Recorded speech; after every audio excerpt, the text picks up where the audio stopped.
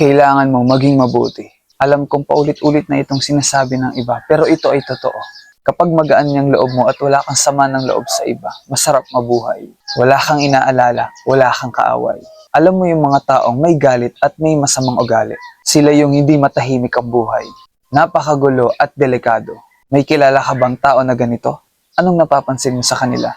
Wala silang kapayapaan. Nananatili lang sila sa ganoong buhay at nakakaawa. Hindi mo makikita ang nasa ilalim ng dagat kapag malabo ang tubig at madumi. Pero kapag ang dagat ay payapa at malinis, mas makikita mo ang tunay nitong ganda. Ang tunay na kabutihan ay isang tubig na malinis na umaagos ng may dangal. Ang pagiging mabuting tao ay mas kailangan mo para maramdaman mo yung gaan at payapa ng buhay. Mas bibigyan ka nito ng tunay na saya at ligaya sa bawat segundo ng buhay mo. Masarap sa pakiramdam na nakakatulong ka. Masarap sa pakiramdam na mahal mo yung sarili mo. Masarap sa pakiramdam na totoong nabubuhay ka dahil sa kabutihan. Walang nakakatalo sa kabutihan ng puso, lalo na totoo ka sa sarili mo at sa ibang tao. Spread kindness. Libre lang yan pero napakahalaga. Again, this is Romeo and follow for more.